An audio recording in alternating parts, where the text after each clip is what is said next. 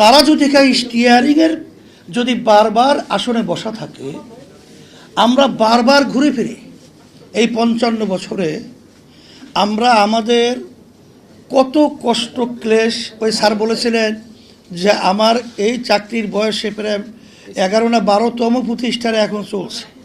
এর কারণ কি? কারণ হলো আপোষ আমি জানি না, মানে অন্যায়ের ব্যাপারে মাথা নত করতে শিখি নেই। আমাদের নীতি নৈতিকতা কখনোই আমরা জাতির সামনে প্রশ্নবিদ্ধ না করব, মানে করব না। যদি এইভাবে আমরা চলতে পারি, আমরা কথা দিচ্ছি যে আমরা যদি রাজনীতি মাঠে রাজনীতি করছি, আপনাদের ন্যায় দাবির ব্যাপারে আমরা সবসময় একমত থেকে সহযোগিতা থাকবো ইনশাআল্লাহ। যে আন্দোলন সংগ্রাম করলো, যে লক্ষ্য উদ্দেশ্য নিয়ে যারা স্টিয়ারিংয়ে বসে গেল জালেমরা, ধোঁকাবাজরা, এবং যাদের ভিতরে নৈতিকতা নাই, যাদের ভিতরে আদর্শতা নাই, যাদের ভিতরে আমাদের শিক্ষকদের প্রাণের দাবি এটা উপলব্ধি করার মতো অবস্থান নাই, আমার এই অবস্থা তৈরি হয়েছে। এই জন্য আমি সংক্ষেপে বলবো, আপনারা এখানে রূপরেখা তৈরি করেছেন, 13 দফা দাবি আপনারা তৈরি করেছেন।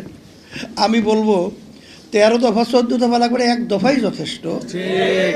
আজকে দেখেন আমাদের বাংলাদেশের সিংহভাগ টাকাগুলো আজকে দুর্নীতিবাজদের কারণে বিদেশে পাচার হয়।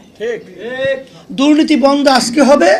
আপনাদের জাতীয়করণ তো ভালো কথা, আরো অনেক কিছু আপনাদের দেওয়া সম্ভব, এটা বাস্তব।